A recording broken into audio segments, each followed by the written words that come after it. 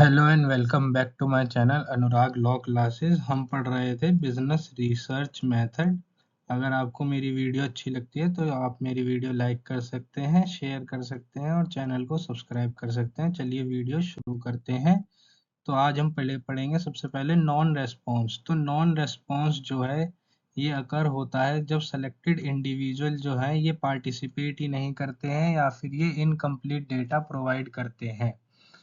ये उस टाइम पे नॉन रेस्पॉन्स आता है। अब इसकी स्ट्रेटजीज क्या है कि हम नॉन रेस्पॉन्स को कैसे पता लगा सकते हैं। उसकी स्ट्रेटजीज है, सबसे पहला है फॉलो अप। तो सबसे पहले हमें रिमाइंडर या फिर कंडक्ट फॉलो अप करने पड़ते हैं सर्विस का, ताकि हम रेस्पॉन्स रेट को इंक्रीज कर सकें। नेक्स्ट है इंसेंटिव। हमें इंसेंटिव ऑफर करना चाहिए ताकि हम पार्टिसिपेशन को एनकरेज कर सकें। नेक्स्ट आता है सब्स्टिट्यूशन। तो हम रिप्लेस कर सकते हैं नॉन रेस्पोंडेंट्स को एडिशनल सैंपल से अगर नेसेसरी लगता है तो।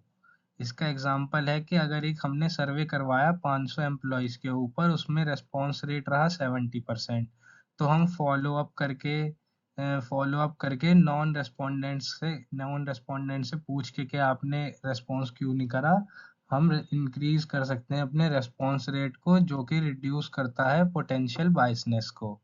अब आगे पढ़ लेते हैं। अब हमारा नेक्स्ट टॉपिक आ गया है प्रोबेबिलिटी सैम्पलिंग मेथड। तो प्रोबेबिलिटी सैम्पलिंग मेथड जो है ये एक तरीके की टेक्निक है जो यूज़ करी जाती हैं जब हम सैंपल को सेलेक्ट करते हैं एक पॉपुलेशन में से। और यहाँ पे हर मेंबर के पास जो है पॉपुलेशन पॉपुलेशन का जो हर एक मेंबर होता है वो नॉन मेंबर होता है, और उनके नॉन ज़ीरो चांस होते हैं इंक्लूड होने के, मतलब वो सेलेक्ट होंगे ही होंगे। इसमें जो मेथड होता है ये इंश्योर जो प्रोबेबिलिटी सैम्पलिंग का मेथड है ये इंश्योर करता है कि जो सैंपल है वो रिप्रेजेंटेटिव है पॉपुलेशन का, और ये अलाउ करता है कि हम अपने रिजल्ट को और भी रिसर्चेज में यूज़ कर सकते हैं। अब इसमें से सबसे फर्स्ट आता है सिंपल रैंडम सैम्पलिंग। तो सिंपल रैंडम सैम्पलिंग में हर एक मेंबर जो होता है पॉपुलेशन का उसके पास इक्वल चांस होते हैं सेलेक्ट होने के। ये जो है सबसे बेसिक फॉर्म रहता है प्रोबेबिलिटी सैम्पलिंग का। अब ये वर्क कैसे करता है, इसमें सबसे पहले आता है एन्यूमरेशन। तो इसमें हम सारे मेंबर जो है पॉपुलेशन के वो उनकी एक लिस्ट बना लेते हैं।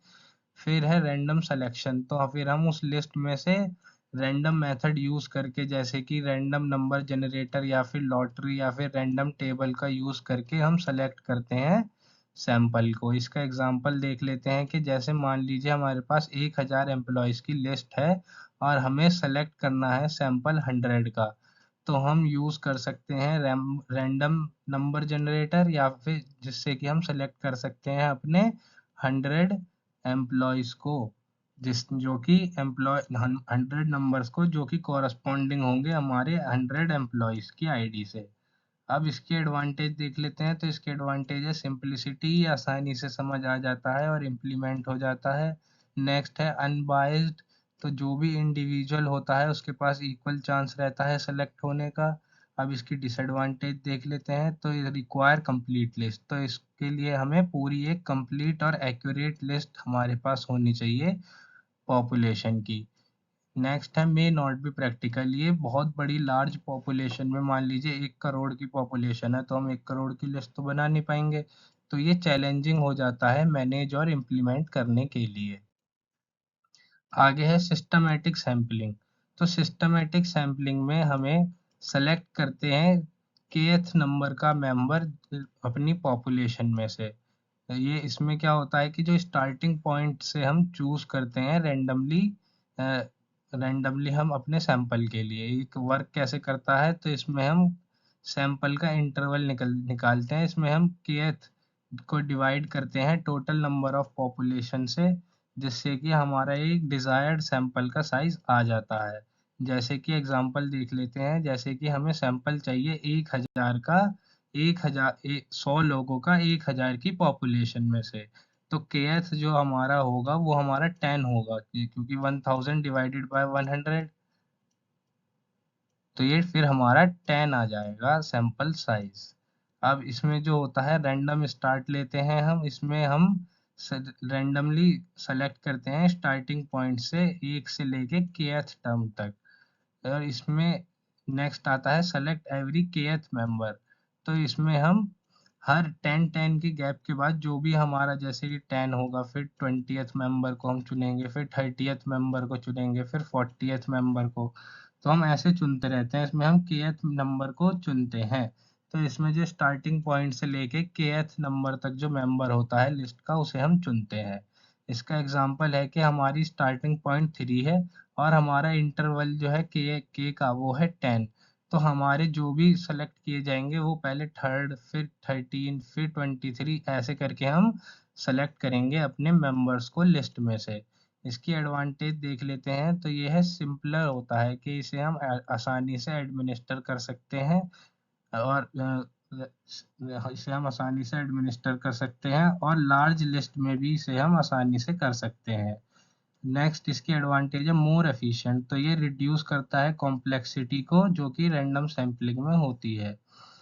इसके डिसएडवांटेज देख लेते हैं, तो पीरियोडिक बायसनेस, अगर जो लिस्ट है उसमें कोई हिडन पैटर्न है जो कि कोरिलेट करता है kth टर्म से, तो ये बायसनेस को इंट्रोड्यूस करता है। लेस रैंडम, इसमें हम रैंडम नंबर को पूरी तरीके से चूज नहीं करते हैं क्योंकि हम एक फॉलो करते हैं एक सेट पैटर्न को। अब आता है स्ट्रेटिफाइड रैंडम सैम्पलिंग।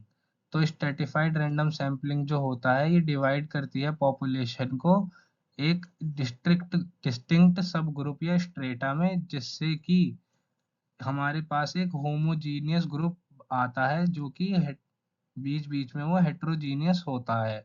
और इसमें से हम एक सैंपल निकालते हैं हर एक स्ट्रेटम में से। तो ये वर्क कैसे करता है, सबसे पहले हम स्ट्रेटा को आइडेंटिफाई करते हैं, हम पॉपुलेशन को डिवाइड करते हैं स्ट्रेटा में जो कि स्पेसिफिक कैरेक्टरिस्टिक्स के ऊपर बेस होती है, जैसे कि एज, इनकम या एजुकेशन। नेक्स्ट हम सैंपल जो है हर स्ट्रेटम में से चुनते हैं। तो हम जो है परफॉर्म करते हैं रैंडम सैम्पलिंग की टेक्निक को हर एक स्ट्रेटा में से, और जो हमारा सैंपल साइज होता है हर स्ट्रेटा में से वो प्रोपोर्शनल होता है या इक्वल होता है जो हमारा पॉपुलेशन है उसके। अब इसका एग्जांपल देख लेते हैं, तो एक हम सर्वे करवा रहे हैं यूनिवर्सिटी स्टूडेंट के अंदर। यूनिवर्सिटी स्टूडेंट से हम एक सर्वे करवा रहे हैं, तो स्ट्रेटा जो होगा वो अंडर ग्रेजुएट होगा या फिर पोस्ट ग्रेजुएट में, हम दो ग्रुप में डिवाइड कर सकते हैं, या तो अंडर ग्रेजुएट या फिर पोस्ट ग्रेजुएट। और फिर हम इन स्ट्रेटा में से रैंडमली जो है चूज करेंगे सैंपल को हर एक ग्रुप में से। तो एक ग्रुप में से सैंपल हम यहाँ लेंगे और एक ग्रुप में से सैंपल हम यहाँ लेंगे। अब इसके एडवांटेज देख लेते हैं, तो ये इंक्रीज प्रिसीशन। तो इसकी वजह से हम और ज़्यादा प्रिसाइसली एस्टिमेट कर पाते हैं अपने स्टेटा को, और इसकी वजह से जो हमारा सब ग्रुप होता है वो भी एडिक्वेटली रिप्रेजेंट किया जाता है। नेक्स्ट है रिड्यूस वेरिएबिलिटी। तो ये हमें रिड्यूस करता है कि हमारे सैंपल में वेरिएंस ना आए स्टेटा के अंदर। अब हमारी डिसएडवांटेज आ जाते हैं, तो डिसएडवांटेज पहला है कॉम्प्लेक्स। तो ये रिक्वायर करता है कि हमारे पास नॉलेज होनी चाहिए पूरे पॉपुलेशन के स्ट्रेटा के बारे में, जो कि बहुत बार कॉम्प्लेक्स हो जाता है। नेक्स्ट इसकी डिसएडवांटेज है रिक्वायर अ कंप्लीट लिस्ट। तो इसमें एक पूरी कंप्लीट लिस्ट होनी चाहिए आपके पास स्ट्रेटा की। अब आगे पढ़ते हैं एरिया सैंपलिंग। तो एरिया सैंपलिंग जो होता है ये इन्वॉल्व करता है कि हम डिवाइड करें पॉपुलेशन को जियोग्राफिक और दूसरे क्लस्टर के अंदर, और फिर हम रैंडमली सेलेक्ट करें क्लस्टर को सैंपल में से। अब ये वर्क कैसे करता है, हम डिवाइड कर देते हैं क्लस्टर को, हम स्प्लिट करते हैं पॉपुलेशन को क्लस्टर के अंदर, जैसे कि नेबरहुड हो गया या फिर डिस्ट्रिक्ट हो गया। फिर हम रैंडमली सेलेक्ट करते हैं क्लस्टर को, फिर हम रैंडमली जो है सैंपल में से सैंपल जो है सेलेक्ट करते हैं क्लस्टर में से, और सैंपल जो होता है वो क्लस्टर के अंदर का ही होता है। ये डिपेंड करता है हमारी स्टडी पे कि जो हम सर्वे कर रहे हैं सारे, तो हमें पूरे सारे मेंबर्स का सर्वे करना पड़ सकता है जो कि सेलेक्टेड क्लस्टर में से होते हैं, जो कि हमने रैंडम सैंपल में से चूज करे थे। अब इसका एग्जांपल देख लेते हैं कि जैसे हम एक स्टडी कंडक्ट करवा रहे हैं कम्युनल हेल्थ के ऊपर। तो हमें डिवाइड करना पड़ेगा सिटी को नेबरहुड में से और डिस्ट्रिक्ट में से, जो कि हमारे क्लस्टर बनेंगे, और फिर हम इनमें से रैंडमली सेलेक्ट करेंगे कुछ नेबरहुड को, और फिर उनके ऊपर जो सर्वे के रेसिडेंट, उनके ऊपर हम सर्वे करेंगे जो उन नेबरहुड में रहते हैं। अब इसकी एडवांटेज देख लेते हैं। तो पहली एडवांटेज है कॉस्ट इफेक्टिव। तो ये ज़्यादा इकोनॉमिकल और प्रैक्टिकल है। ये जो हमारा एरिया सैम्पलिंग है, ये हमारा ज़्यादा इकोनॉमिकल और प्रैक्टिकल है लार्ज पॉपुलेशन के लिए, क्योंकि लार्ज पॉपुलेशन जब होती है ये उसके लिए ज़्यादा इकोनॉमिकल और प्रैक्टिकल होता है। नेक्स्ट है इजी टू इम्प्लीमेंट। ये सिंप्लीफाई करता है लॉजिस्टिक्स को डेटा कलेक्शन के। नेक्स्ट आता है डिसएडवांटेज। तो सबसे पहली है क्लस्टर बायस। तो सबसे पहली आती है हमारी क्लस्टर बायस। तो ये जो क्लस्टर होते हैं ये होमोजीनियस नहीं होते हैं, और इसकी वजह से सैम्पलिंग एरर जो है ज़्यादा हो जाते हैं जब क्लस्टर जो है अच्छे से रिप्रेजेंट नहीं करता है पॉपुलेशन को। नेक्स्ट है लेस प्रिसीजन। तो ये जो मेथड है ये लेस प्रिसाइज होता है बाकी अदर सैम्पलिंग टेक्निक्स के कंपैरिजन पे, क्योंकि क्लस्टर जो होते हैं ये बहुत ज़्यादा वेरीड होते हैं, ये एक दूसरे से बहुत ज़्यादा अलग हो सकते हैं जो क्लस्टर होते हैं। अब आता है हमारा क्लस्टर सैम्पलिंग। तो ये सिमिलर होता है एरिया सैम्पलिंग की तरह, मगर जो क्लस्टर होते हैं इसमें वो ज्योग्राफिकली क्लस्टर हम नहीं चुनते हैं। इसमें जो क्लस्टर होते हैं ये नेचुरली जो अकर होते हैं ग्रुप के अंदर, हम वही क्लस्टर चुनते हैं।